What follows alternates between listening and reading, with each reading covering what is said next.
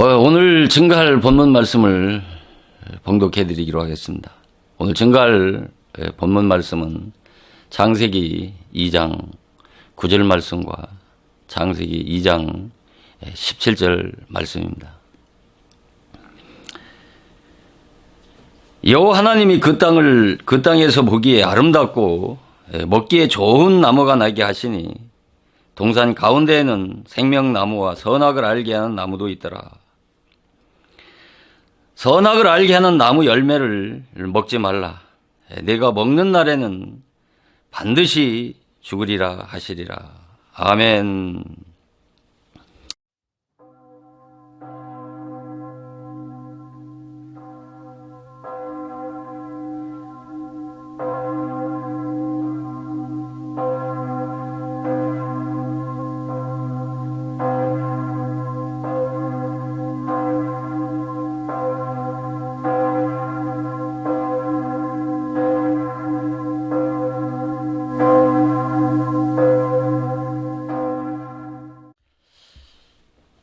오늘 이 시간은 봉독해드린 창세기 2장 9절 말씀과 창세기 2장 17절 말씀을 통해서 선악을 알게 하는 나무와 이 생명나무가 무엇인가에 대한 주제의 말씀을 가지고 말씀을 상고해 보는 시간을 갖도록 하겠습니다.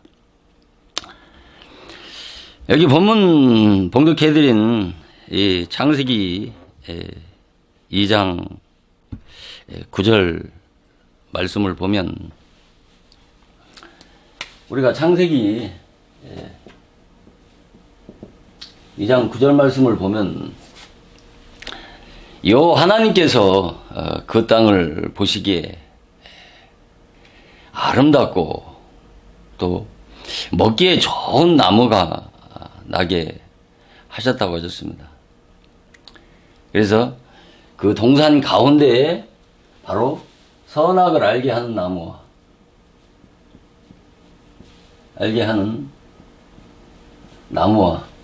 이 생명나무를 두셨다고 이렇게 말씀을 하셨고, 창세기 2장 17절에서는 이 선악을 알게 하는 이 나무를 먹지 말라고 그렇게 말씀하시지 않습니까? 이 선악을 알게 하는 나무를 먹게 되면 어떻게 된다고 말씀하시느냐면 반드시 죽을 것이라는 것이죠. 이 선악을 알게 하는 나무를 먹으면 반드시 죽는다고 그렇게 말씀을 했습니다.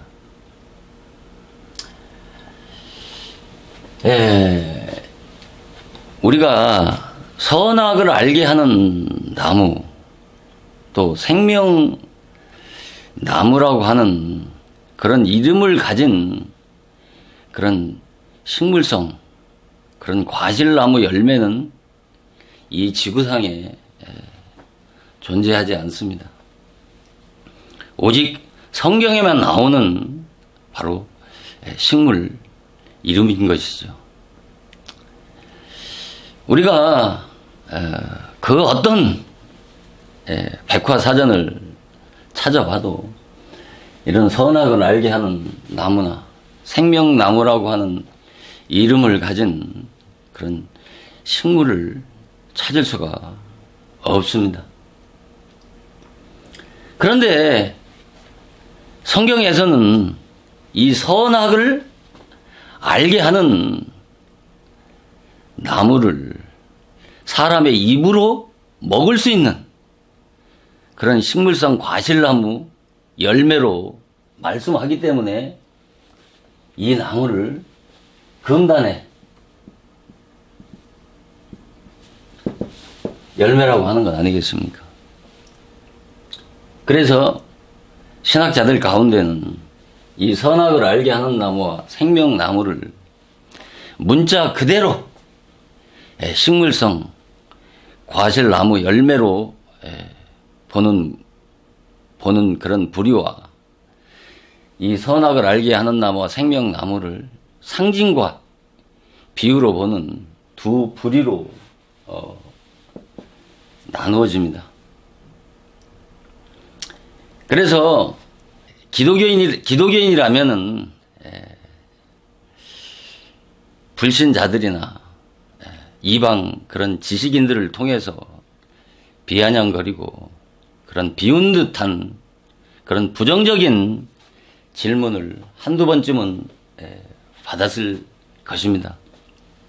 저도 직장에 다닐 때 직장 선배를 통해서 하나님이 이 선악을 알게 하는 그런 나무를 만들어 놓고 먹지 말라고 한 그 선악을 알게 하는 나무를 먹은 그 아담 하와의 그 불순종의 죄로 인해서 바로 인류에게 저주와 죄와 죽음이 왔다고 하는 그런 신화와 같은 이야기를 진리라고 믿는 기독교인들을 신랄하게 성토하는 소리를 들은 적이 있습니다. 우리가 불신자들 뿐만 아니라 믿는 기독교인들까지도 왜 선악과를 만들어 놨느냐는 것이죠. 전지전능하신 하나님이 그것을 먹을 줄 몰랐겠느냐는 거죠. 아니 만들어 놓고 먹지 말라고 하는 것보다 애초에 만들지 않았으면 아담의 타락도 인류에게 죽음도 없어질 것이라고 그렇게 말하지 않습니까? 그러나 우리가 봉독해드린 이 본문을 보면 분명히 기록된 문자로 보면 아담의 타락론이 성립이 되는 것이고 이러한 의문을 갖게 될 수밖에 없도록 그렇게 말씀하시기 때문에 이런 의문을 갖게 하는 것은 뭐 이상할 것 없고 당연한 것이 아니겠습니까?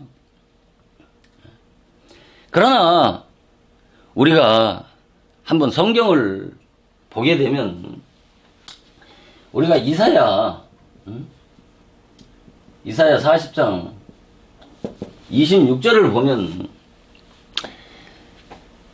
너희가 눈을 높이 들어서 보라. 그렇게 말씀하시면서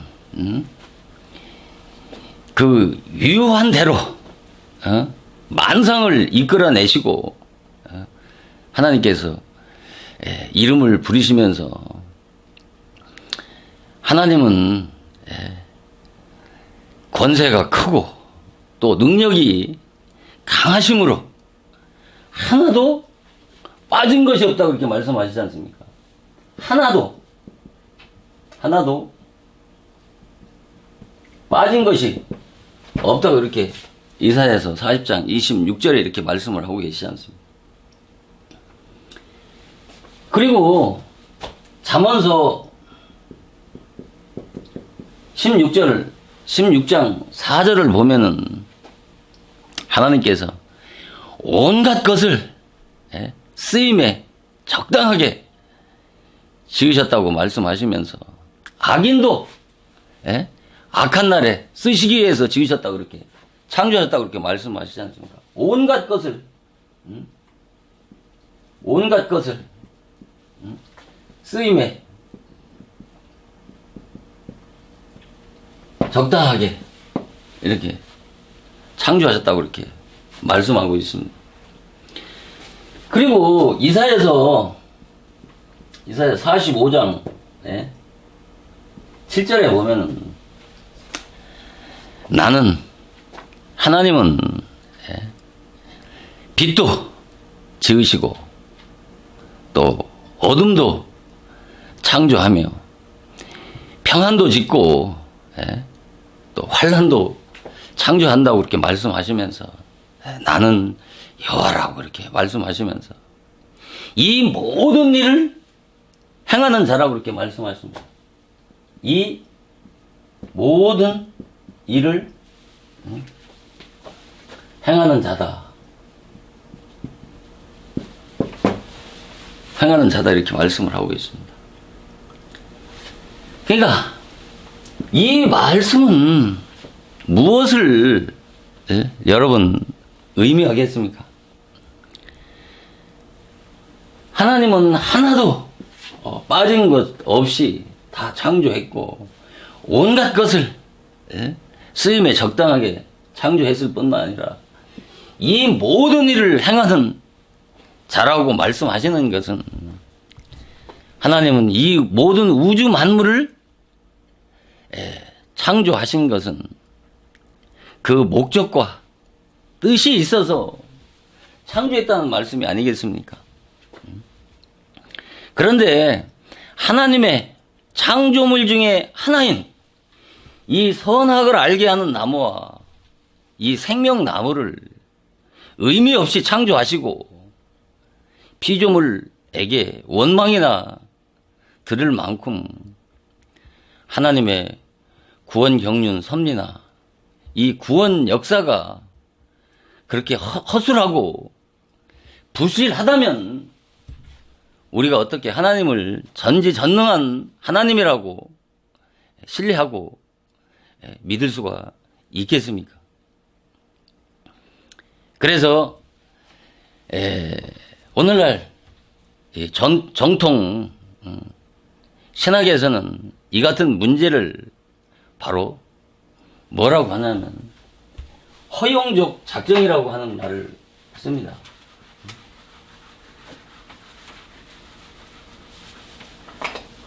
허용적 작정이다.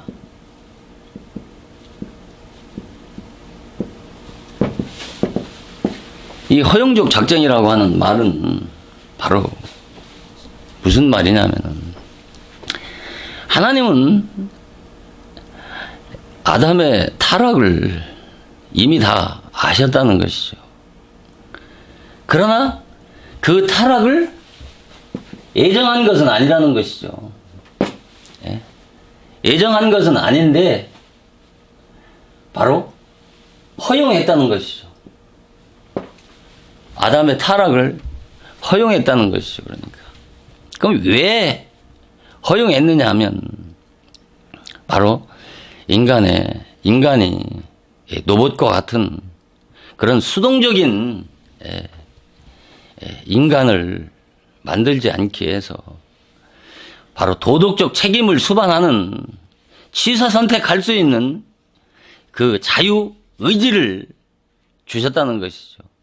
그 자유의지를 가지고 이 선악과를 따먹지 않고 하나님만 섬기도록 하기 위함이라고 하는 것을 바로 전통적 신학에서 말하는 이 허용적 작정이라는 말입니다. 또 다른 신학자들은 하나님은 아담의 그런 타락과 영원 전부터 하나님은 아담의 타락과 범죄를 아셨다는 것이죠. 그런데 그 타락으로 인한 발생되는 악을 허용했다는 것이죠. 타락으로 인해서 발생되는 악을 허용했다라고 하는 것은 바로 이 하나님께서는 그 타락으로 인해서 발생되는 그 악을 이용해서 바로 하나님의 기쁘신 뜻대로 이 선을 이루시기 위함이라는 것이죠. 자, 이 같은 주장들은 이 대중적 설교자들의 보편적인 바로 설교 내용들인 것입니다. 대중적 설교자들.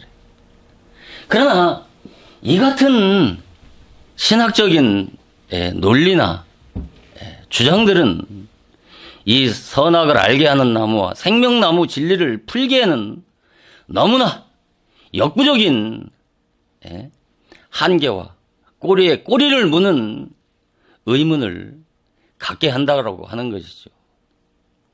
그래서 이 선악을 알게 하는 나무와 이 생명나무를 알아도 되고 몰라도 되는 것이 아니라 반드시 알아야 되는 것입니다. 왜 알아야 되느냐? 바로 이 선악을 알게 하는 나무와 이 생명나무 안에는 하나님의 구원 경륜 섭리가 감춰져 있기 때문인 것입니다. 우리가 하나님의 구원 경륜 섭리를 알지 못하고 어떻게 성경을 바르게 해석할 수 있느냐는 것이죠. 그래서 이 선악을 알게 하는 나무, 이 생명나무에 관한 이 본문 말씀은 아담과 하와에게만 말씀한 것이 아니라 바로 아담과 하와 이후에 역사 속에서 사는 믿는 우리가 동일하게 경험해야 하는, 체험해야 하는 바로 중요한 진리가 바로 이 선악을 알게 하는 나무와 생명나무에 관한 바로 말씀인 것입니다. 그래서 이 선악을 알게 하는 나무는 성경 전체의 주제인 것입니다. 그리고 성경의 컨셉이고 성경의 마스터 플랜이라고 할 만큼 중요한 진리가 바로 이 선악을 알게 하는 나무와 생명나무인 것입니다. 이 선악을 알게 하는 나무와 생명나무가 성경 전체에 키워드가 되어진다는 말은 바로 이 선악을 알게 하는 나무는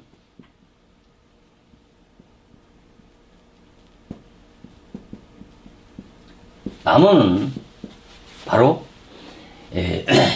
하나님의 구원 역사, 하나님의 구원 역사의 기초고 시발점이 되어지는 것입니다. 선악을 알게 하는 나무가 바로 선악을 알게 하는 나무는 하나님의 구원 역사의 기초고 시발점이 되어진다는 것이죠. 그래서 이 생명나무를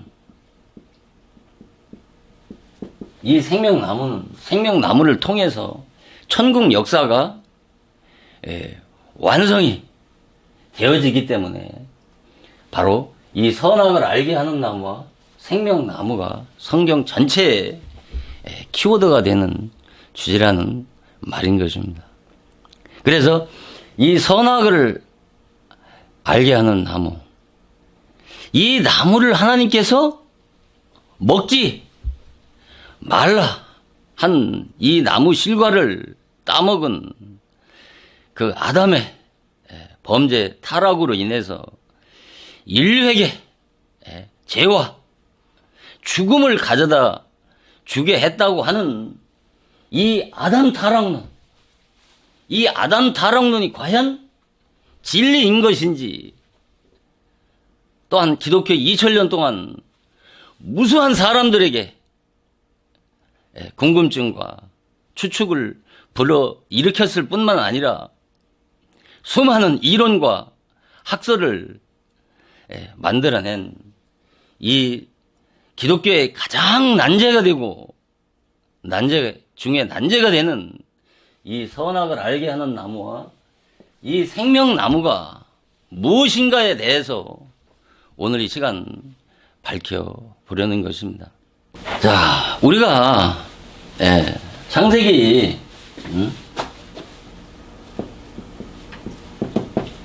창세기 3장 1절 이하를 보면은 하나님이 지으신 들짐승 중에 바로 뱀이 이 뱀이 가장 간교하다고 그렇게 말씀을 하지 않습니까? 이 간교한 뱀이 하와에게 그러지 않습니까? 하나님이 너희들로 에덴 동산 안에 있는 모든 나무 실과를 먹지 말라고 하더냐고 그렇게 뱀이 하와에게 묻지 않습니까? 그러니까 이 하와가 뭐라고 말합니까? 동산 가운데 있는 나무를 우리가 다 먹을 수는 있으나 3절에서 동산 중앙에 있는 이 나무 실과는 먹지도 말고 만지도 말고 먹지도 말고 만지도 말라 이렇게 말씀하지 않습니까? 왜 먹지도 말고 만지지도 말라고 합니까? 바로 죽는다는 것이죠. 그러니까 뱀이 뭐라고 합니까? 먹으면 절대 죽지 않는다는 거지요. 그러면서 5절에서 뱀이 뭐라고 합니까? 이 선악을 알게 하는 나무 실과를 먹으면 눈이 밝아진다는 거예요. 하나님과 같이 되고 그러면서 선악을 알게 된다는 것이죠. 그러니까 이 하와가 이 선악을 알게 하는 나무를 보니까 먹음직도 하고 보함직도 하고 지혜롭게 할 만큼 탐스러운 이 선악을 알게 하는 나무를 하와가 따먹고 그와 함께한 남편에게도 주어서 먹게 했다고 그렇게 말씀이 나오지 않습니까? 그러면서 7절에서 그 나무를 그 선악을 알게 하는 나무를 따먹으니까 이 아담 하와가 어떻게 됐다고 말씀을 합니까? 눈이 밝아져가지고 벗은 줄 알고 이 부끄러워서 눈이 밝으니까 벗은 줄 알고 부끄러워서 바로 무화과 나무로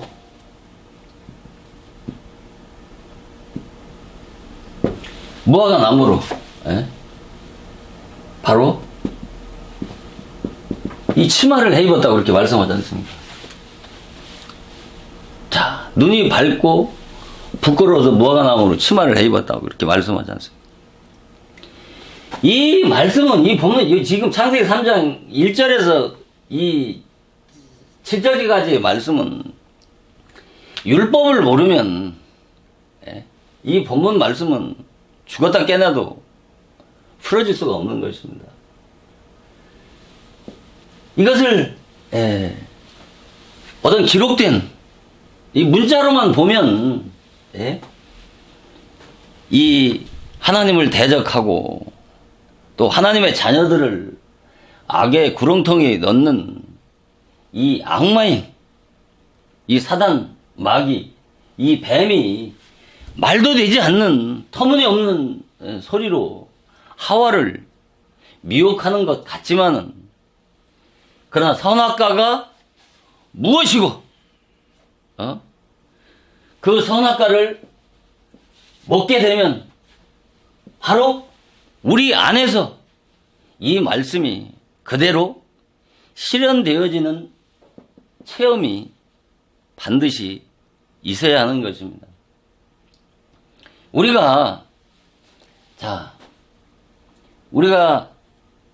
사람들은 이 이방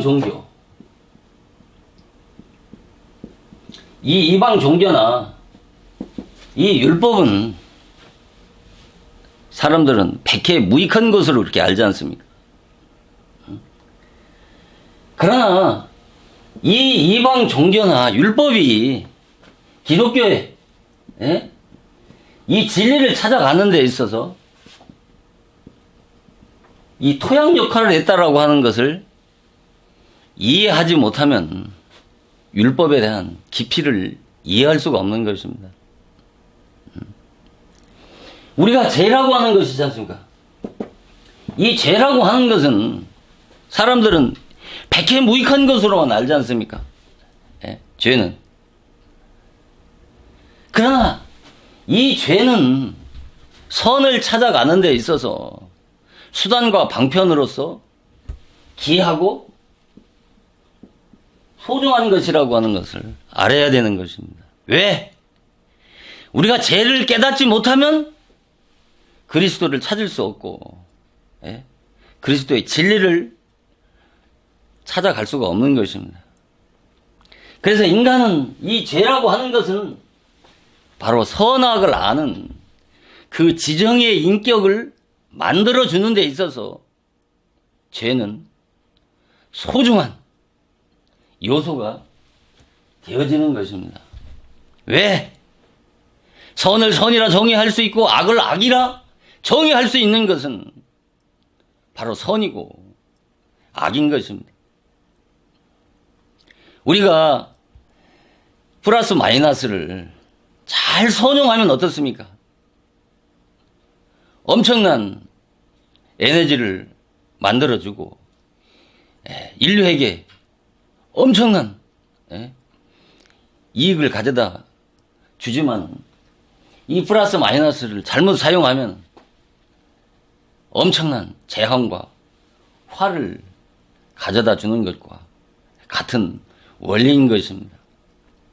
그래서 이 선악을 알게 하는 나무와 생명나무, 이 두 나무를 통해서 하나님의 구원 경륜 섭리에 오묘막직한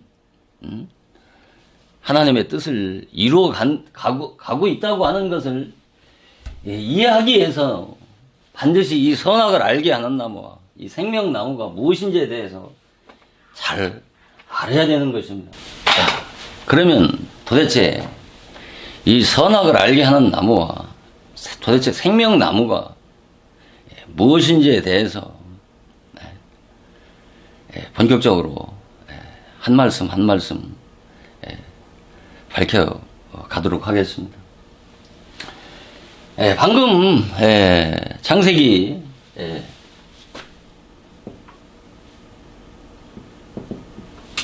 3절에서 동산 중앙에 있는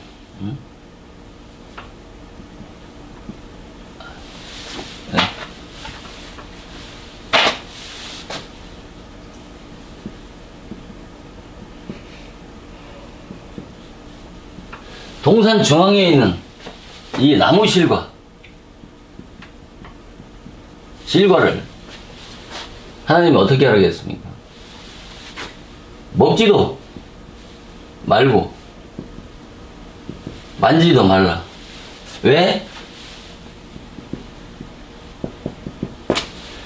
죽기 때문에. 먹으면 죽기 때문에 동산 중앙에 있는 나무 실과를 먹지도 말고 도대체 만지지도 말라고 이렇게 말씀을 하고 있습니다. 아니 도대체 이 선악을 알게 하는 나무가 도대체 무엇이기에 아니 먹지도 말라고 말씀하는 것뿐만 아니라 아니 세상에 만지기까지 하지 말라고 이렇게 말씀하잖아요. 도대체 우리가 독버섯에는 뭐가 있습니까? 독이 있지 않습니까? 아니 선악을 알게 하는 나무가 독이 있으면 독이 있기 때문에 먹지도 말고 만지지도 말라고 말씀하시면 되는데 구약 그 어디를 찾아봐도 이 선악을 알게 하는 나무 실과를 왜 먹지도 말고 만지도 말라고 하신 그 이유와 원인을 구약 말씀에서는 그 어디에도 찾을 수가 없다는 것이죠. 여러분들은 선악을 알게 하는 나무를 먹지 말라고 하신 그 이유를 구약 그 어디에서 읽으신 적이 있습니까? 없지 않습니까? 이 선악을 알게 하는 나무와 생명나무는 창세기 2, 3장에서만 말씀하시는데 그 먹은 결과에 대해서 말씀하시지 도대체 선악을 알게 하는 나무가 무엇인지에 대한 전혀 언급 없이 그냥 먹지도 말고 만지지도 말라고만 말씀하시지 않습니까? 도대체 그러면 이 이사야서 34장 16절을 보면은 하나님께서는 여호와의 책을 자세히 읽어보라. 이것들이 하나도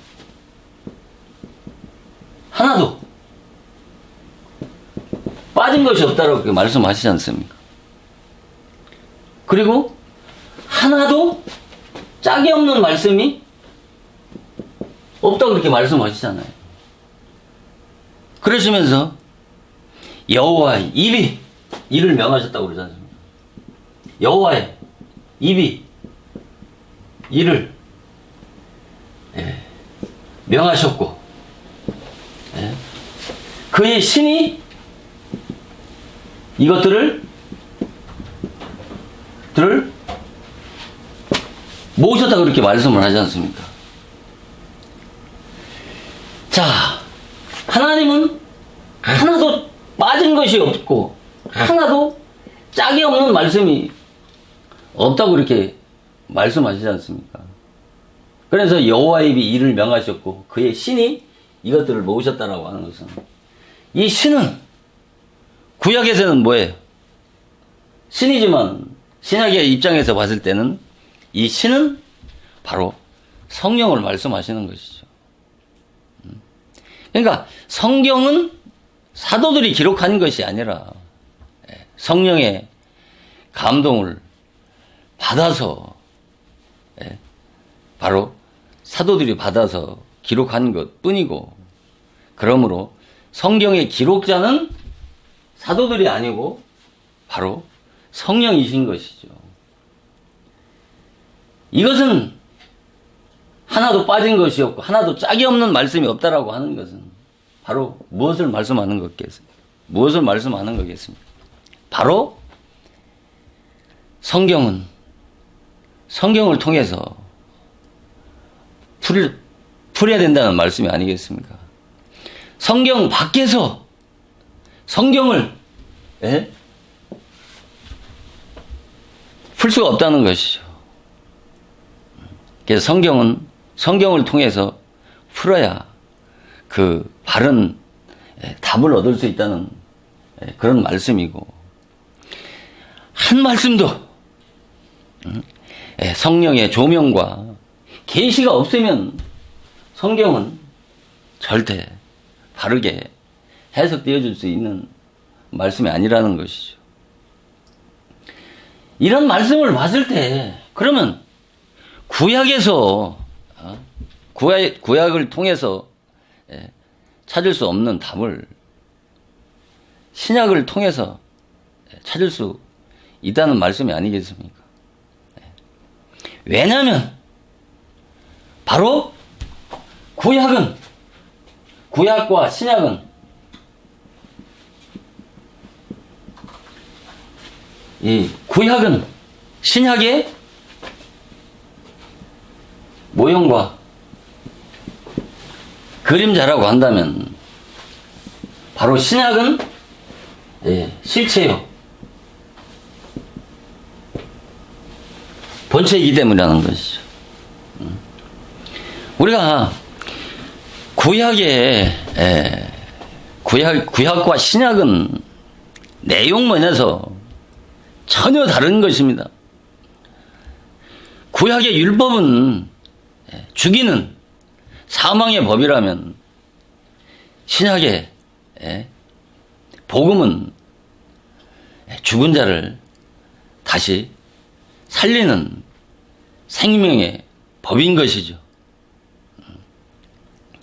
그래서 이 구약과 신약은 구속사적인 측면에서 구약과 신약이 짝을 이루어서 구원을 완성해 간다고 하는 측면에서 구약과 신약은 바로 이 유기적인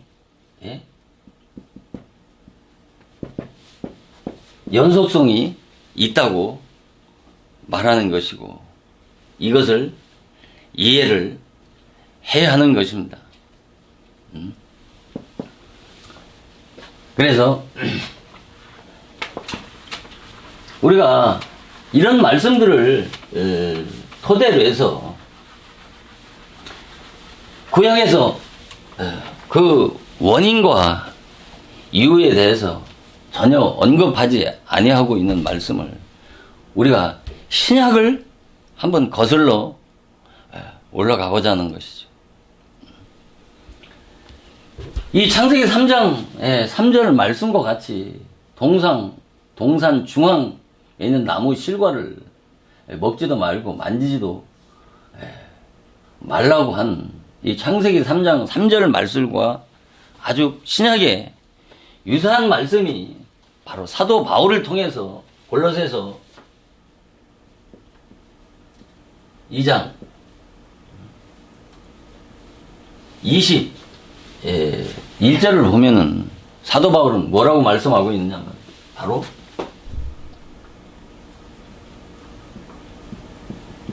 붙잡지도 말고 만지지도 말고 먹지도 말라고 이렇게 말씀을 합니다. 사도 바울은 골로새서 2장 21절을 통해서 붙잡지도 만지지도 먹지도 말라고 이렇게 말씀을 하고 있습니다.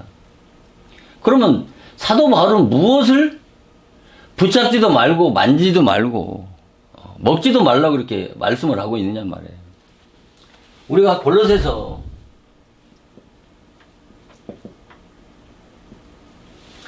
20절을 보면 사도 바울은 너희가 이 세상 초등학문에서 그리스도와 함께 죽었거늘 어찌해서 이 세상에 사는 것과 같이 의문에 순종하느냐고 그렇게 말씀을 하지 않습니까?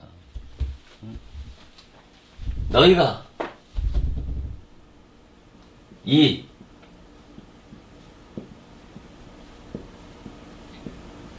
총문에 이 세상 초등학문에서 그리스도와 함께 죽었거늘 어찌해서 의문에 순종하려고 하느냐고 이렇게 말씀을 하지 않습니까? 그러니까 사도 바울은 무엇을 붙잡지도 말고 만지도 말고 먹지 말라고 말씀하는 겁니까? 바로 이 세상 초등학문을 붙잡지도 말고 만지도 말고 먹지도 말라고 그렇게 말씀하지 않습니까? 그런데 이 골로새 2장 20절에 문장의 어순을 보면 결국은 이 세상 초등학문이 뭐라는 거예요? 의문이라고 하는 거란 말입니다. 이 세상 초등학문 이꼬로 의문이라는 것이죠. 그런데 정말 하나님의 말씀을 깨닫고 보면 또 사도 바울의 그 말씀을 보면 우리가 이 세상 초등학문만을 가지고는 이 세상 초등학문이 무엇인지에 대해서 정확하게 답을 얻을 수가 없습니다.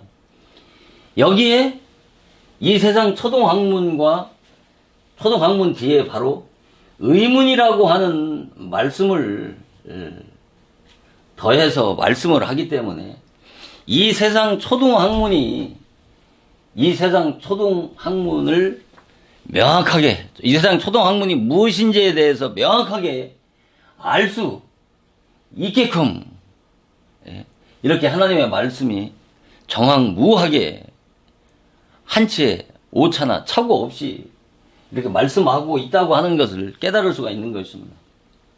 우리가 이 의문을 이해하지 못하면 이 세상 초등학문이 단순하게 우리가 세상에서 배우는 지식이나 학문 정도로 이해할 수밖에 없지만 이 의문을 알게 되다 보면 이 세상 초등학문이 단순히 우리가 배웠던 세상 지식이나 학문이 아니고 그 이상의 내적이고 영적인 깊은 진리를 말씀하고 있다고 하는 것을 깨달을 수가 있는 것입니다. 그러면 도대체 이 세상 초등학문에 대해서 우리가 조금 다른 구절을 한번 찾아보자는 것이죠. 이 세상 초등학문에 대해서 우리가 골로새서 2장 8절에 보면 이 모든 철학과 헛된 속임수로 너희를 노력할까 주의하라. 그렇게 말씀하면서 이것은 사람의 유전과 이 세상 초등학문을 쫓으며 그리스도를 쫓는 것이 아니라고 그렇게 말씀합니다. 이 모든 철학은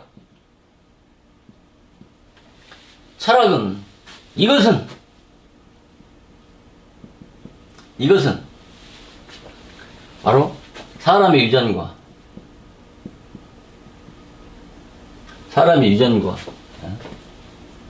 이 학문을 쫓으며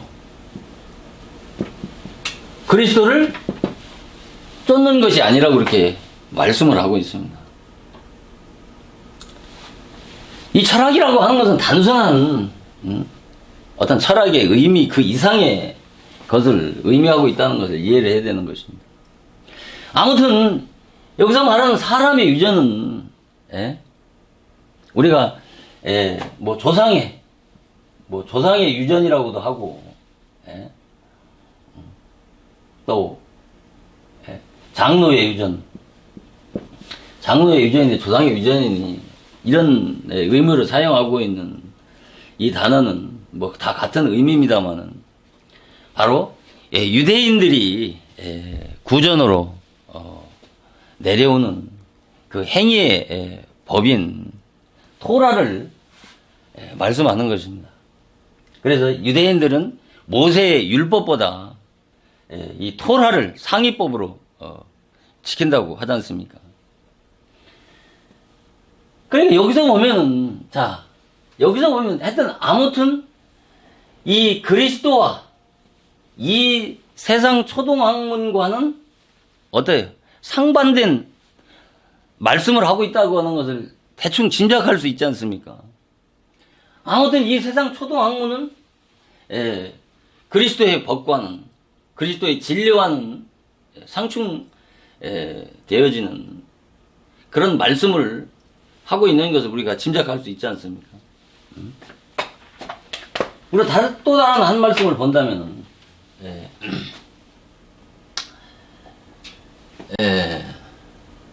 갈라디아서 4장 9절을 보면은 사도 바울을 통해서 이제는 너희가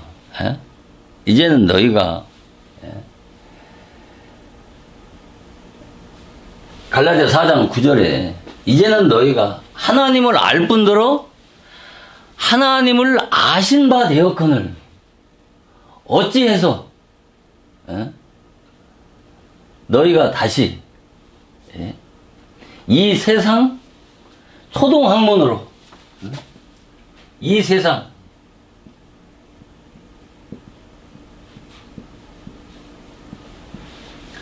초등학문으로 돌아가서 저희에게 종로를 타느냐 이렇게 말씀을 하고 있지 않습니까?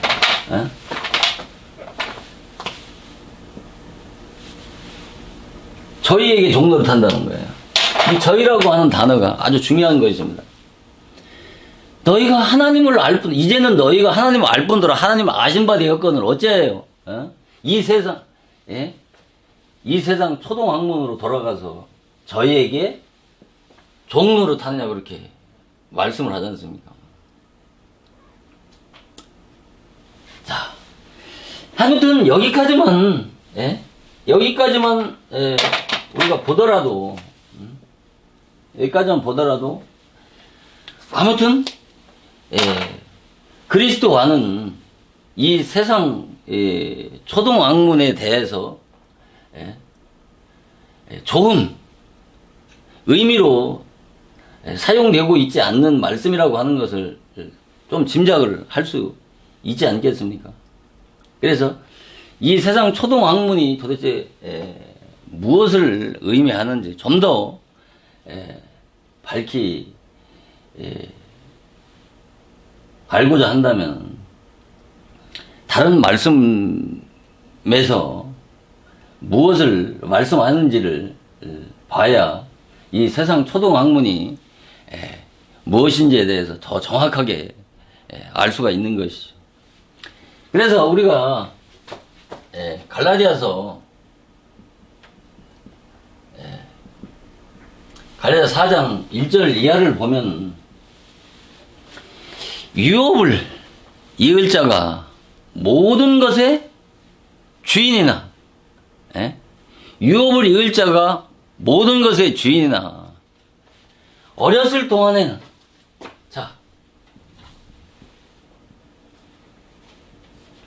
어렸을 동안에는 뭐라고 그래?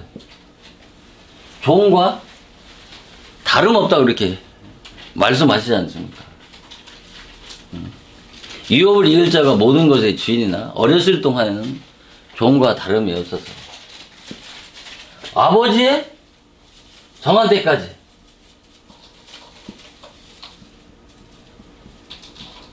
아버지의 정한 때까지 후견인과 청지기 아래서 종노릇 탔다고 이렇게 말씀하지 않습니까? 어렸을 때는 종이라는 것이죠. 어렸을 때는 종이라는 말은 무슨 말씀입니까? 아들이 아니라는 것 아니겠습니까? 종은 기업이 없지 않습니까? 주인이 종에게 기업을 줍니까? 아들에게만 그 주인의 상속을 해주는 것이 종에게는 주지 않지 않습니까? 그러니까 여기에서는 어렸을 때는 종이라는 것이 아들이 아니라는 것이죠. 그런데 아버지 정한 때까지 후견인과 청지기 아래 종노릇 했다고 그렇게 말씀하시지 않습니까? 그러면서 3절에 뭐라고 해요?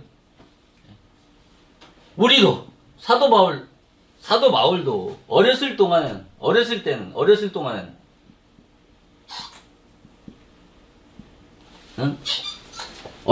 이 세상 초동학문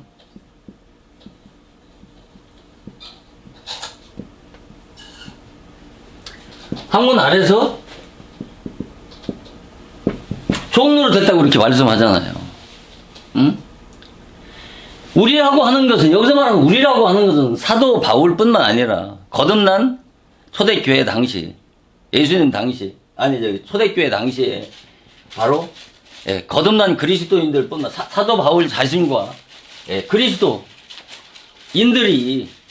그들도 거듭나기 전까지 어렸을 동안에는 이 세상 초동학문 아래서 뭐 했다는 거예요? 아무튼 종노릇 했다라고 하는 거 아닙니까?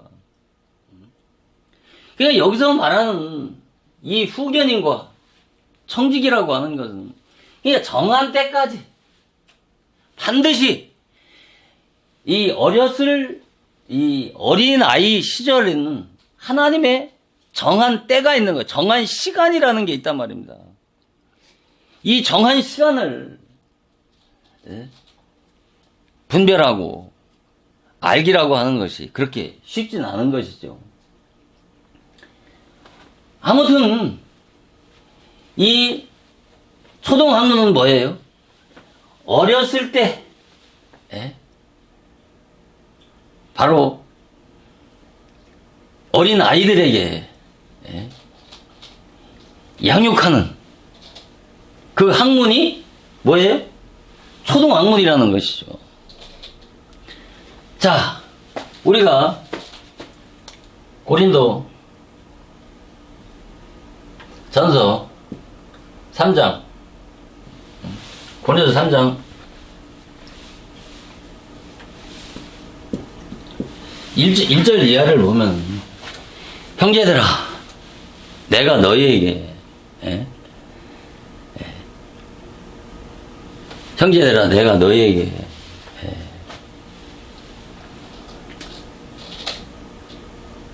신령한 자를 대형과 같이 할 수 없어서. 자, 여기서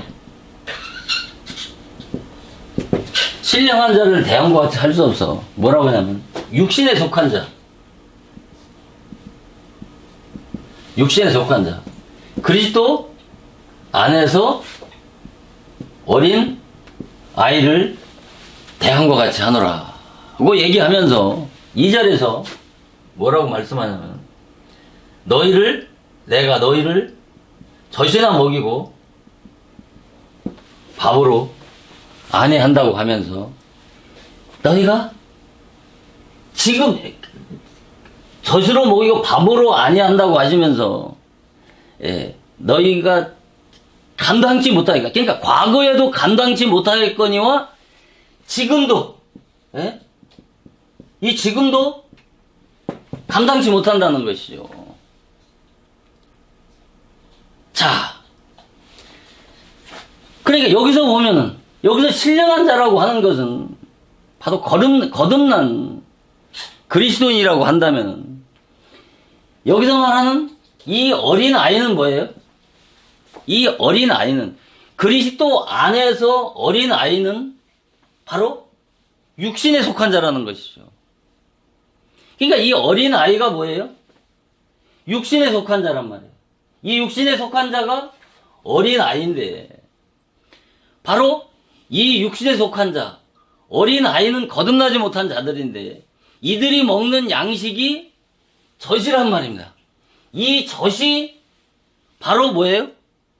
이 세상 초동학문이란 말입니다. 이 젖이 어린 아이들이 먹는 젖이란 말입니다. 자, 우리가 이것을, 이 젖이라고 하는 것은 바로, 이 세상 초동학문은 바로, 율법 교훈의 젖을 말하는 거예요. 이 율법 교훈의 젖은 뭐예요? 이것을 율법의 말씀이라고 하는 거란 말입니다. 그러니까 이 율법의 교훈의 젖은 누가 먹는 거예요? 어린 아이들이 먹는 거란 말이에요.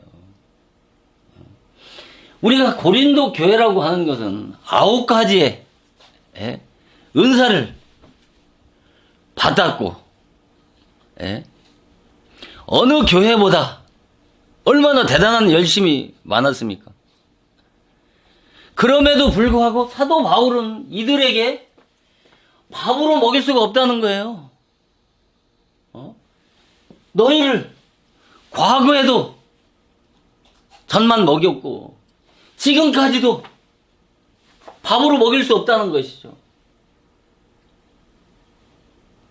바로 육신에 속한 이 어린 아이의 이 영적 상태가 어떤 것이라고 하는 것을 영적인 감각이 있으면 분별할 수 있어야 되는 것입니다.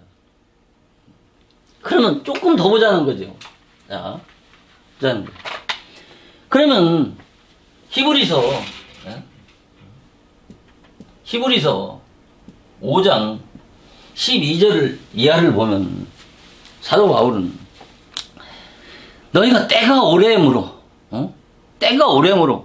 너희가 선생이 더해야 될 터인데, 말씀의 초보가, 사도 바울은 이 말씀의 초보가 무엇인지, 누구에게 가르침을 받아야 할 것이니 뭐예요? 젖이나 먹고 단단한 식물을 먹을 수 없다, 그렇게 말씀하지 않습니까? 젖을 먹는 자마다 뭐라고 그래요? 젖을 먹는 자마다 예? 어린아이라고 그러지 않습니까? 어린아이. 어린아이고, 의의 말씀을 경험하지 못한 자라고 그러지 않습니까? 그래서,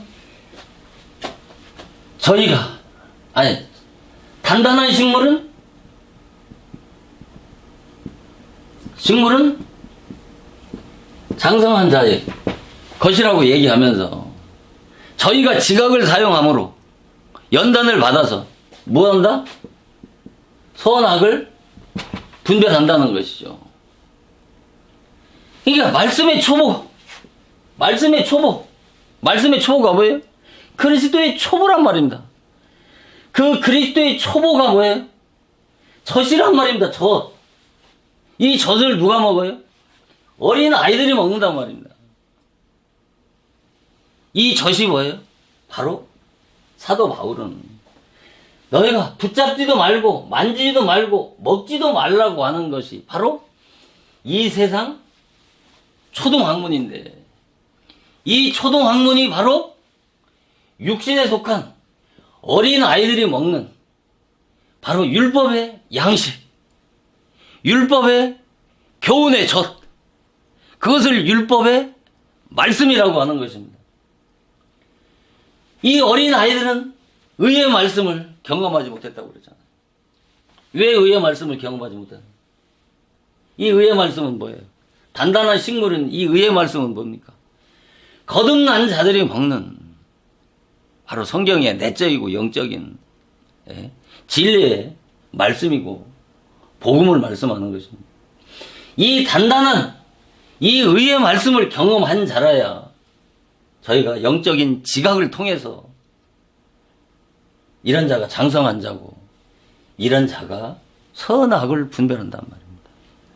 이성적인 윤리적인 이 세상적인 선악을 말씀하는 것이 아니고, 여기서 선악은 기독교의 참과 거짓, 기독교의 옳고 그름을 분별할 수 있는 것은 당연하게 바로 이 젖을 떼야 되는 것입니다. 이 단단한 식물을 먹어야 되는 것입니다. 젖을 우리가 악이라고 하는 것, 악과 선을 분별할 수 있는 것은 이 악에 있는 자가 선을 깨달았을 때 좌우를 분별할 수 있는 것처럼 이 영적인 세계도 똑같은 것입니다. 그래서 여기 고린도 전서 13장 11절에 뭐라고 말씀하고 계시죠? 고린도서 13장 11절. 어렸을 때는 생각하는 것이나 깨닫는 것이, 말하는 것이 어린아이 같더니 장성한 후에는 그 어린아이 일을 버렸다고 그렇게 말씀하시잖아요. 자 보세요. 어렸을 때는 어렸을 때는 말하는 것이나 깨닫는 것이나 생각하는 것이 어린 아이 같더니 장성한 후에 거듭나야 뭐예요? 그 어린아이 일을 버릴 수 있다는 거란 말입니다. 왜 사도 바울이 고린도 교인들에게 왜 그렇게 호되게 책명했겠습니까? 그들이 9가지 은사를 받은 것 가지고 신령한 그리스도인이 된 것처럼 우쭐대고 자랑했지만은 아직도 그 어린아이 짓에서 신앙의 전환을 이루지 못하고 이 어린아이 시절 그리스도의 초보 아래, 말씀의 초보 아래 머무르고 있는 것에 대해서 그렇게 한탄하고 탄식하신 말씀이 바로 고린도서 3장 2절에 너희를 젖이나 먹이고 밥으로 아니하노니 너희가 감당치 못하였거니와 지금도 감당하지 못한다고 이렇게 말씀하고 계시는 건 아니겠습니까? 그래서 우리가 고린도 마태복음 24장 19절에 뭐라고 말씀합니까? 예? 마태복음 24장 19절에 보면 그날에 뭐예요? 그날에 젖 먹이는 자와 젖 먹이는 자와 아이 벤 자들이 뭐가 있다? 화가 있단 말이에요. 화가. 그날은 역사적으로 본다면 주님이 오시는 날이겠지만 개인의 구속적인 관점에서 봤을 때 바로 10년, 20년 신앙생활을 하고 기독교계에 높은 직분을 가졌어도 아직도 이 어린 아이 짓밖에 할 수밖에 없는 그 수준에 머무르고 있는 그들에게 바로 그날은 바로 인생의 마지막 날이 될 수도 있고 인류 역사의 마지막 날도 될 수 있겠죠.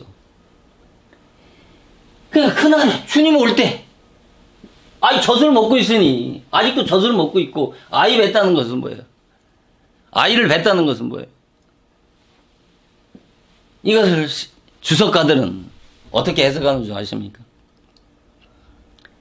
환란이 올 때 아이 벤 자들은 피신할 수가 어렵기 때문에 이런 자들은 화가 된다라고 이렇게 해석을 합니다. 이게 성경의 해석입니까? 이것은 젖떨어지지 않은 아이도 그렇게 해석하지 않을 겁니다. 아이 벤자라고 하는 것은 자 율법 아래서 이 율법 교훈의 젖을 먹고 이 지정의 도덕성이 성장해서 복음을 받을 수 있도록 준비는 됐는데 아직 복음으로 거듭나지 않은 자들은 영적으로 뭐예요? 아직 아이 벤자란 말입니다. 이런 자들은 화가 된다는 거예요. 화가 된다는 말은 무슨 말입니까? 이것이 바로 저주란 말입니다. 그러니까 이 말은 뭐예요? 이 어린아이 신앙에서 신앙의 장성한 신앙의 자리로 신앙의 전환을 이루라는 말은 아닙니까? 자, 우리가 시편 137장 9절을 보면은 어린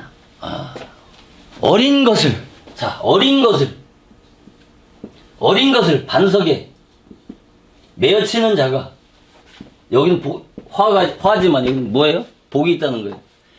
어린 것을 반석에 메어치라는 것은 반석은 그리스도잖아요. 그리스도 앞에 이 어린아이 신앙을 버리란 말입니다. 포기하란 말입니다. 여기서 말하는 어린아이라고 하는 것은 각 교회에 나온 초신자들을 가지고 얘기하는 게 아니라니까요. 여기 보세요. 고린도전서 3장. 고린도 교인들이 신앙이 초신자들에게 각 교회에 나온 초신자들에게 하는 소리입니까?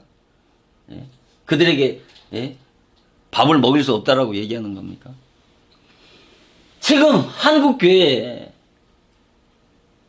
정말 90%가 전부 이 어린아이 이것을 율법신앙이라고 말하는 것입니다. 여기 안에 머물러 있다니까요.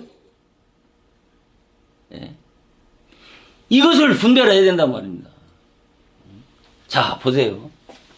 마태복음 24장 45절 이하에는 뭐라고 말씀하냐면 충성되고 지혜로운 종이 되어서 자, 여기서 충성되고 지혜로운 종이 되라는 거예요. 지혜로운 종이 되어서 누가 충성되고 지혜로운 종이 하나님 보시기에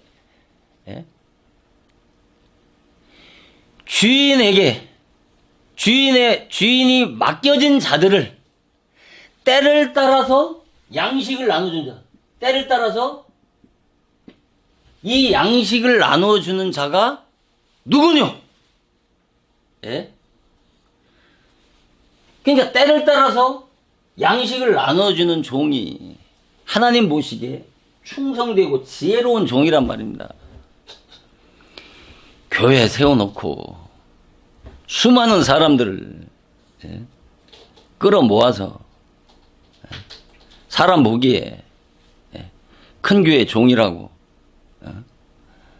하는 그런 종들을 충성되고 지혜로운 종이 아니라 때를 따라서 양식을 나눠주는 자가 누구냐라고 말씀하시면서 주인이 그렇게 하는 것을 보면 그가 뭐예요? 복이라는 것이죠. 그에게 모든 주인의 소유를 맡기리라는 것이죠. 이런 자에게 뭐를 준다는 거예요? 하늘의 신령한 그 무궁무진한 하늘의 보화를 맡겨서 당신의 양무리들을 양육하고 기르도록 하겠다는 거예요. 때를 따라서 어린아이 시절은 이 젖 먹을 때는 젖으로 양육해야 되지만 그들이 성장했을 때는 다시 이 단단한 식물인 의의 말씀인 복음으로 거듭나게 해서 하나님의 자녀를 만드는 것이 이것이 충성되고 지혜로운 종이란 말입니다. 그래서 두 증인이라고 하는 것은 뭐가 두 증인입니까? 두 증인은 바로 율법의 말씀과 하나님의 말씀, 하나님과 율법을 깨달은 자인 것입니다. 하나님과 율법을 깨달은 사람이라고 하는 것은 율법을 통해서 죄를 깨닫고 죽음을 체험한 자를 복음으로 다시 살리는 것입니다. 다시 살아난 자를 바로 두 증인이라고 하는 것이고, 바로 그가 부활의 신앙을 전 인격적으로 체험한 자를 두 증인이라고 하는 것입니다. 바로 두 증인이라고 하는 것은 핵심은 하나님의 비밀과 바로 율법의 비밀을 깨닫고 깨달은 자인데, 그가 뭐예요? 율법을 통해 죄를 깨닫고 죽음을 체험한 그가 복음으로 거듭나서 그 죽음에서 다시 살아난 자, 부활의 신앙으로 다시 부활의 신앙을 전 인격적으로 체험한 자를 바로 두 증인이라는 것입니다. 이런 자를 하나님이 말세에 당신이 쓰시겠다는 것이죠.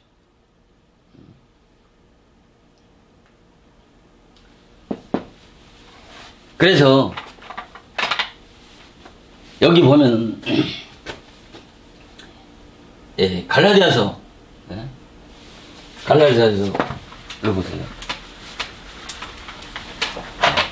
갈라디아서 3장 24절에 보면 율법이 그리스도께로 인도하는 몽학선생이라고 그러잖아요. 율법이 그리스도께 있는 몽학선생이라고 그렇게 말씀하면서 갈라디아서 3장 25절에는 믿음이 온 후로는 몽학선생 아래 있지 않다라고 그렇게 말씀하잖아요. 믿음이 온 후로는 몽학선생 아래 있지 않다는 말이에요. 그러니까 이 몽학선생이 뭐예요? 이 몽자는 어릴 몽자예요. 어릴 몽자란 말입니다. 어린아이 선생이란 말이에요. 이 어린아이 선생이 뭐예요? 바로 후견인과 청지기란 말입니다. 이 후견인과 청지기가 뭐예요? 바로 율법의 사명자고 율법의 종이고 율법의 주관자란 말입니다. 오늘날 이 율법의 종, 율법의 사명자는 단 한 사람도 없지 않습니까? 제가 어느 주의 종에게 율법의 종이라고 말했다가 맞아 죽을 뻔했습니다. 이 율법의 종이라고 하는 것이 복음사적인 입장에서 봤을 때는 율법은 하나님을 대적하는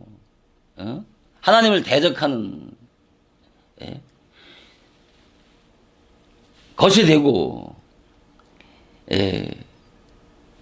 나쁜 것이지만은 그러나 하나님의 구원 경륜 섭리에서 봤을 때는 이 율법과 복음이라고 하는 것은 율법의 종과 복음의 종이라고 하는 것은 상호 유기적인 관계 속에서 하나님의 뜻을 이뤄간단 말입니다. 왜 율법의 종을 부정적으로 보냐 말이에요.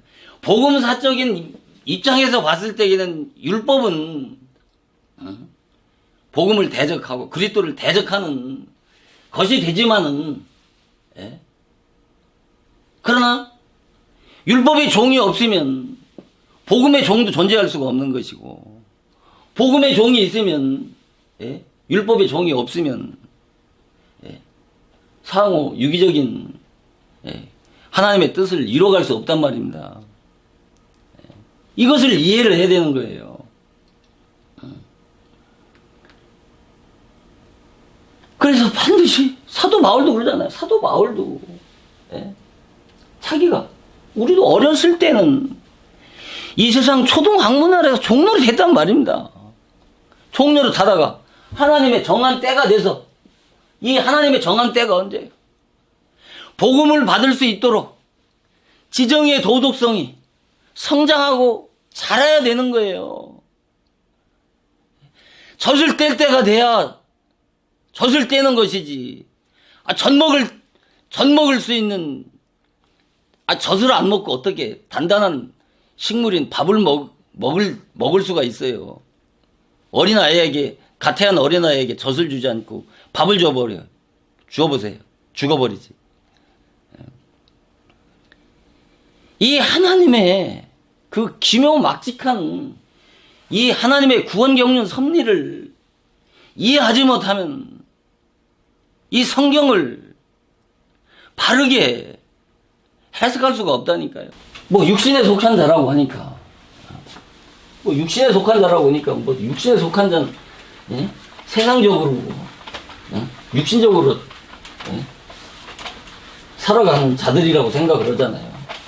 그러니까 전부 다 아직 물과 성령으로 거듭나지 못한 이 율법 아래에 있는 신자들은 지위 고하를 막론하고 전부 다 육신에 속한 자라니까요. 이걸 영적으로 이해해야 되는 것입니다. 자, 그러면 선악을 알게 하는 나무를 선악을 알게 하는 나무 이 세상 초등학문이고 의문이라고 그랬단 말입니다. 그러면 이 세상 초등학문이 이 세상 지식이나 학문이 아니란 말입니다. 그러면 의문을 알게 되면 깨닫게 되면 왜 하나님께서 선악과를 먹지도 말고 만지지도 말고 먹으면 죽는다라고 말씀하시면서 사도 바울이 왜 붙잡지도 말고 만지지도 말고 맛보지도 말라고 말씀하셨는지에 대해서 이 의문이 무엇인지에 대해서 깨닫게 되면 더 정확하게 이 세상 초등학문이 무엇인지에 대해서 더 명확하게 이해할 수가 있는 것이죠.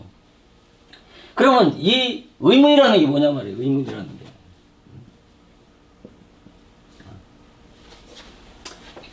우리가 이 의문이라고 하는 것은 이 거동의자를 쓰는 거예요. 이 거동의자. 의문. 거동의자. 이 거동의자라고 하는 것은 우리가 조이봉투 속에 조이라고 이렇게 쓰잖아요. 이렇게. 이렇게 쓰잖아요. 그러니까 이 의문을 여러 가지로 번역을 하는 거예요. 문자로도 번역을 하고, 또 법령으로도 하고, 번역하고, 또 율법의 조문이라고도 하고, 의식법의 문자라고도 그러고, 하여튼 여러 가지로 번역을 합니다. 도대체 의문이라고 하는 것이. 그러니까 이 말 그대로 얘기를 한다면 죽은 문자라는 것이죠. 죽은 문자라는 뜻이죠. 그러니까 이걸 문자적으로 그대로 그냥 본다고 그러면. 도대체 의문이 뭐냐 이거예요. 참 어려운 말이죠. 이 의문이라고 하는 것을 이야기가, 이 의문을, 뭐 의문이 무슨 대부분 뭐 의문을 율법이라고 하는 것은 다 알죠. 원론적으로는 다 아는데 우리가 의문에 대해서 조금 상고해 보면 고린도 후서 3장 6, 7절을 보면 그가 우리를 새 일꾼 되기에 만족해 하셨으니 의문으로 하지 아니하고 영으로 함이라. 의문은 뭐예요? 죽이는 것이고 영은 살리는 것이라고 이렇게 말씀하시잖아요. 그러면서 7절에서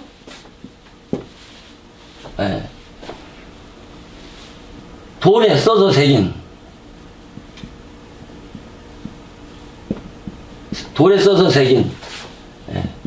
죽게 하는 의문의 직분도 영광이 있다고 이렇게 말하잖아요. 그러면 이스라엘 백성들이 모세의 얼굴에 없어질 영광을 주목하지 못하였거늘, 주목하지 못했다는 거예요. 이 고린도서 3장이 굉장히 중요한 장입니다. 이 8절에서 보면 영의 직분은 더욱 영광스럽지 않겠나 이렇게 말씀을 하잖아요. 그러면 이 돌에 써서 새긴 죽게 하는 의문이란 말입니다. 돌에 써서 새긴 죽게 하는 의문이라는 것은 무엇을 말씀할까요? 바로 모세가 받은 십계명을 말씀하는 것입니다. 그러니까 모세가 시내산에서 받은 그 십계명인데 그 십계명을 하나님께서 첫 번에 받은 돌파는 그 누구야? 모세가 시내산에서 내려오다가 그 우상 숭배하는 이스라엘 백성들에게 던져서 산산이 깨어지지 않습니까? 그러니까 다시 두 번째 석반을 만들어 주셨지 않습니까? 첫 번째 석반은 하나님이 직접 다,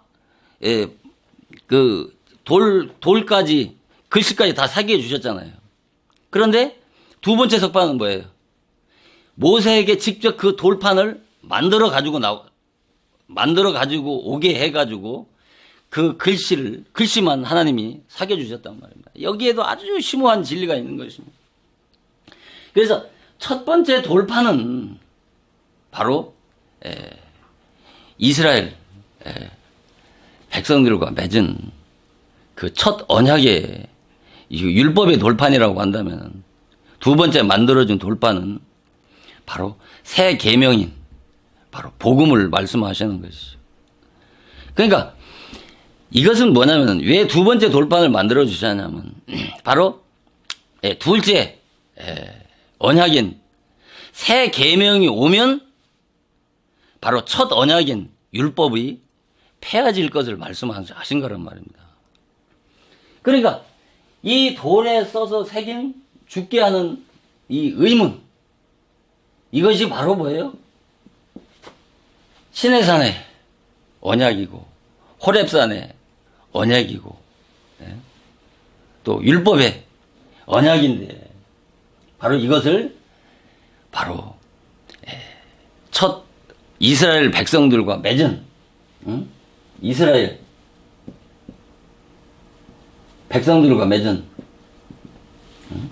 첫 언약인 모세의 율법을 바로 이 돌에 써서 새긴 죽게 하는 의문의 직분이라 한다면, 이 영의 직분은 뭐예요? 바로 둘째 언약인 복음을 말씀하시는 것이죠. 그러니까 여기서 6절에서 새 언약의 일꾼은 의문으로 하지 않고 영으로 했다고 하는 것은, 이 죽이는 이 의문은 바로 모세의 율법이고, 살리는 이 영은 바로 복음을 말씀하시는 것이란 말입니다. 그래서 이 돌은, 여기서 말하는 이 돌은 이 물리적인 돌을 의미하는 것이 아니고, 이 영적인 돌이라고 하는 것은 구약 율법에는 간음한 여자를 어떻게 합니까? 돌로 쳐 죽이잖아요. 간음하다 현장에 잡힌 여인에게 유대인들이 돌로 치려고 하지 않습니까? 또 스데반이 돌에 맞아 죽지 않습니까? 육적으로는, 문자적으로는 물리적인 돌이지만 영적으로는 이 돌은요, 율법의 정죄, 심판에서 죽이는 사망의 법을 돌이란 말입니다. 과거에만 돌을 던져서 스데반이나 간음하다 현장에 잡힌 여인을 죽이는 것이 아니라, 오늘날도 이 영적인 돌을 들어서 수많은 영혼들을 죽이고 있는 이 진리의 연속성을 이해하고 깨달아야 되는 것입니다. 오늘의 교회 안에서 스데반과 같이 영적인 돌에 맞아서 죽는 영혼들이 수도 없이 많은 것입니다. 그래서 기독교는 어떻게 해요? 죽어야 사는 것입니다. 죽어야 다시 사는 거예요. 기독교는 죽어야. 그래서 율법을 통해서, 이게 율법은 죽이는 거란 말입니다. 이게 율법을 통해서 죽어야 복음으로 다시 살리는 것입니다. 이게 기독교의 구원의 원리라니까요. 그래서 율법을 통해서 죽음을 체험한 자라야 어떻게 해요? 복음으로 다시 살아나는 체험을 할 수가 있는 것입니다. 그래서 기독교의 구원은, 죽음은 생명의 문으로 들어가는 관문이라고 하는 이유가 이 때문인 것입니다. 그래서 율법의 요구대로 살아본 자라야 죽을 수 있고, 그 죽음을 깨달은 자라야 예수 그리스도 안에 있는 새 생명을 주시는 것입니다. 그러니까 율법이 필요 없는 것이 아니란 말입니다. 바로 율법을 주신, 인간에게 율법을 주신 궁적인 목은 바로 옛사람 육을 십자가에 못 박아 죽게 만들어서 복음으로 다시 살리게 하는 하나님의 구원 역사에 중요한 기초가 되고 시발점이 되어지는 것이 바로 선악과고 율법인 것입니다. 그래서 결론적으로 정리를 한다면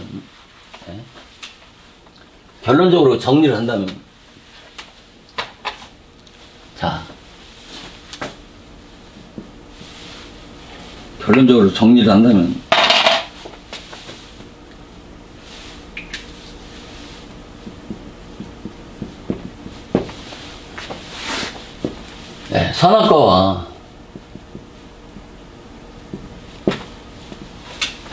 이 생명과는 바로 선악을 알게 하는 나무인 이 선악과는 뭐예요? 바로 첫 언약인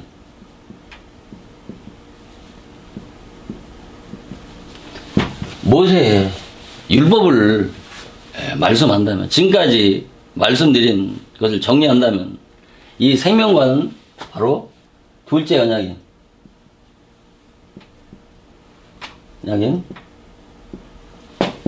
복음을 말씀하는 것입니다. 이 첫 언약인 모세의 율법은 엑계명이라면 둘째 언약인 복음은 바로 새 계명인 것이죠. 그래서 신약에서는 이 선악과와 생명과 이것을 바로 두 언약이라고 말씀하는 것입니다. 신약에서는 선악과와 생명과를 두 언약이라고 말씀하는 거예요. 우리 갈라디아서 4장 24절에서 이것은 비우니 이 두 여자들은 두 언약이라고 그렇게 말씀하시면서 하나는 신의 사람으로부터 종을 낳은 자니 곧 하가라고 그렇게 말씀하시지 않습니까? 근데 신약에서는 선악과 생명과를 바로 두 언약이라고 말씀하는 거예요. 그래서 이 첫 언약인 이 모세 율법, 이 둘째 언약인 복음, 이 둘째 언약인 복음만이 필요하고 이 첫 언약인 율법, 모세의 율법은 필요 없는 것이 아니라, 필요 없는 것이 아니라, 바로 이 첫 언약인 모세의 율법은, 모세의 이 율법, 이 율법 신앙을 반드시 통과해야 어디로 나올 수 있어요? 복음 신앙으로 신앙의 전환을 이룰 수가 있는 것입니다. 뭐예요? 율법 신앙이 필요 없는 것이 아니라 바로 율법 신앙을 통해서 복음 통과를 내 율법 신앙을 통과해야 복음 신앙으로 신앙의 전환을 이룰 수가 있는 것입니다. 왜 그러냐면 이 첫 언약인 이 모세의 율법은 죄인을 어떻게 해요? 고발해서 죽이는 바로 사망의 법이기 때문에 바로 율법을 통해서 정죄 심판받아서 이 죽은 자를 바로 둘째 언약인 복음으로 다시 이 살리는 것이 창세전부터 예정하신 하나님의 구원경륜 섭리의 원리인 것입니다. 바로 첫 언약인 모세 율법을 고발해서 죽이는 사망의 법이기 때문에 바로 율법을 통해서 정죄 심판받아서 죽은 자를 복음으로 다시 살리는 것입니다. 그래서 여러분 먹지 말라고 한 선악과를 먹은 것이 범죄 타락이 아니라 이 생명과를 먹기 전에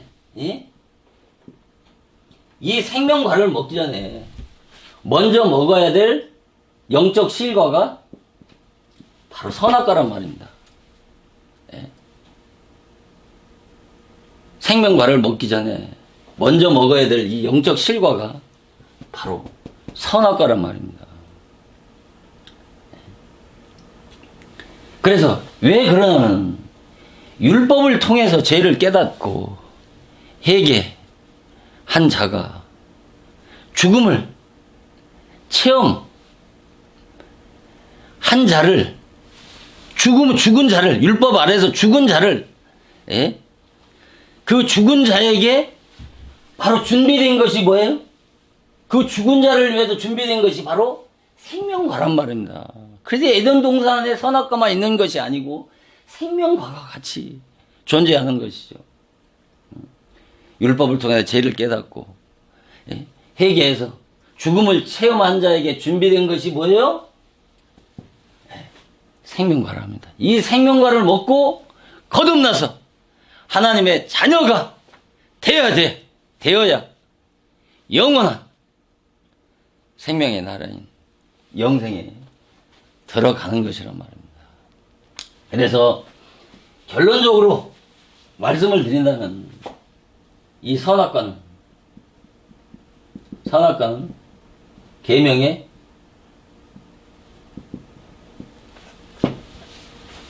선악과는 뭐예요? 계명의 율법을 말씀하는 거예요. 선악과는 뭐다?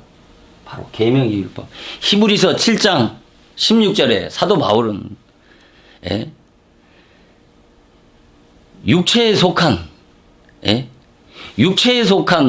계명의 율법을 쫓지 아니하고 무궁한 생명의 능력을 쫓아낸 것이라고 하신 말씀처럼 이 선악과 계명의 율법은 뭐예요? 계명의 율법은 바로 인간 육체의 예법인 것입니다. 육체에게 필요한 법이란 말입니다. 반드시 필요한 것이죠. 그래서 이 계명의 율법인 이 선악과를 어떻게 먹지 말라고 하잖아요. 근데 먹지 말라고 한 선악과를 아담 하와가 먹었지 않습니까? 하나님은 먹지 말라고 했단 말이에요. 그런데 참 여기서 지금까지 말씀드린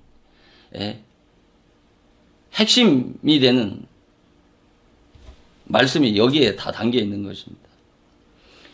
하나님은 분명히 먹지 말라고 했잖아요. 그런데 아담 하와는 그 하나님의 말씀에 불순종하고 선악과를 먹었단 말이에요. 왜 먹었느냐 말이야. 참 여기에 하나님의 기묘막직한 섭리가 있다니까요. 먹을 수밖에 없다니까요. 인간은 왜 먹을 수밖에 없느냐면, 자, 계명의 율법이라고 했잖아요. 계명과 율법은 살인하지 말라, 도둑질하지 말라, 간음하지 말라고 그러지 않습니까? 그런데 거듭나지 못한 죄인은 그 높은 하나님의 그 의의 표준을 지켜낼 수가 있습니까? 지켜낼 수가 없는 것입니다. 그러니까 먹지 말라고 한 거나 그 계명을 어긴 거나 똑같은 것이란 말입니다. 이해가 가십니까?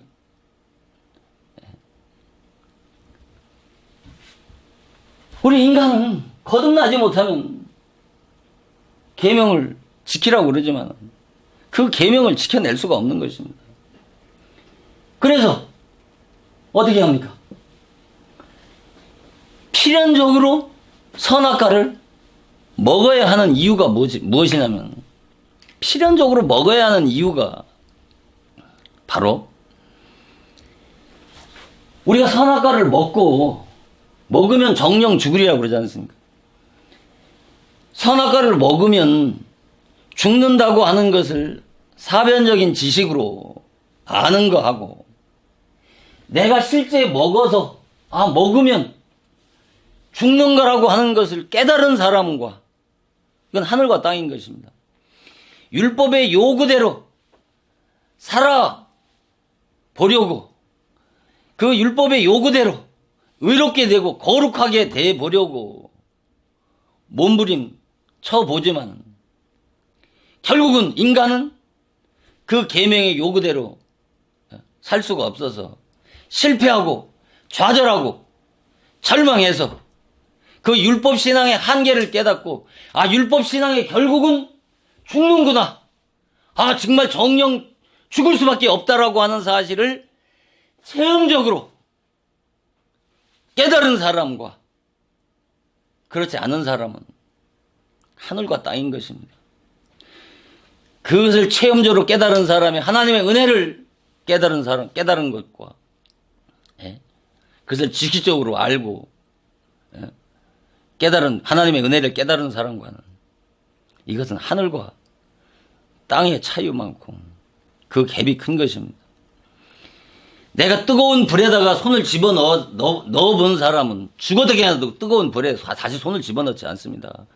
호랑이 굴에 들어가서 직접 호랑이를 본 사람과 들은 얘기를 옮기는 거하고는 하늘과 땅인 것입니다. 그래서 계명의 요구다, 먹지 말라고 한 선악과를 필연적으로 먹어봐야 되는 것입니다.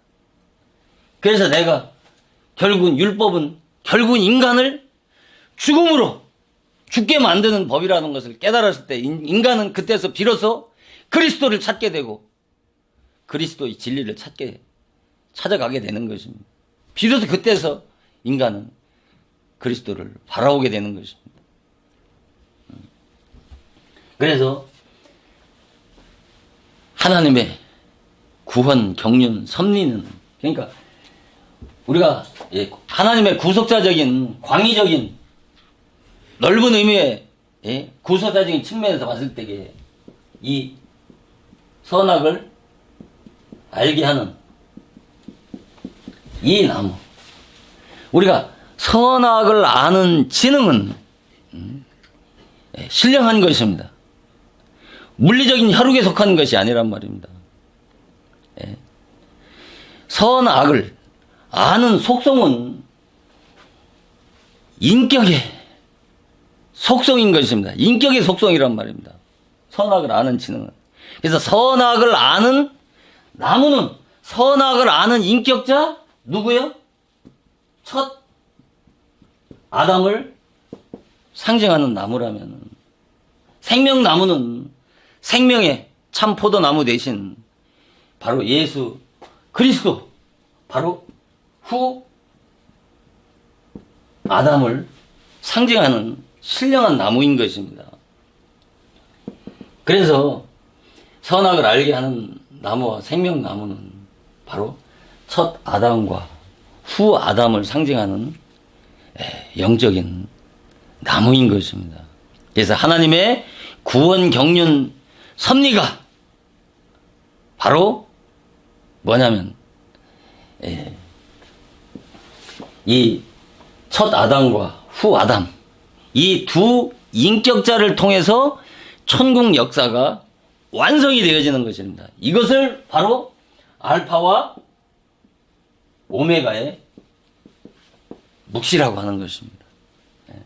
그래서 신학적인 의미에서 선악을 알게 하는 나무, 생명나무는 바로 성경 전체의 주제인 율법과 복음을 상징하는 바로 신령한 나무가 바로 이 선악을 알게 하는 나무고 생명나무인데, 이 두 나무를 통해서 인간의 구원의 역사가 시작되어지고 완성되어진다고 하는 사실을 오늘 증거한 말씀을 통해서 명확하게 이해하고 깨닫는 여러분들이 되어지기를 주님의 이름으로 축원을 드리면서, 이것은 한 번 들어서 이해되어질 수 있는 말씀이 아니고 반복해서 여러 번 들어야 할 뿐만 아니라 앞으로 증거하는 창세기 2, 3장 말씀을 통해서 증거되어지게 되다 보면, 이 선악을 알게 하는 나무와 생명나무, 기독교 2000년 동안 내려온 아담 타락론이 얼마나 허울 좋은 껍데기만을 알고 있었다고 하는 것을 여러분들이 분별하고 깨닫는 은혜가 있기를 주님의 이름으로 축원을 드리면서 오늘 말씀을 마치도록 하겠습니다. 잠깐 기도하시겠습니다. 오늘 증거한 말씀을 통해서 아담에게 먹지 말라, 먹으면 정령 죽으리라고 한 말씀이 우리에게 주는 내적이고 영적인 뜻이 무엇인지를 분별할 수 있는 복된 은혜가 있기를 간절히 기도합니다. 단순히 기록된 문자로만 보면 정통 기독교 교리인 그 아담 타락론이 성립이 되지만, 신령한 눈으로 하나님의 뜻을 바라보면 하나님께서 창세부터 예정하신 구원, 경륜, 섭리가 얼마나 정황무한 것인지, 천국 역사의 그 오묘함과 심오함을 깊이 있게 깨달아서 하나님께 영광을 돌리는 임마누엘 복된 하나님의 자녀들이 다 되어질 수 있도록 예수 그리스도의 거룩하신 이름으로 간절히 축원을 드리옵나이다. 아멘.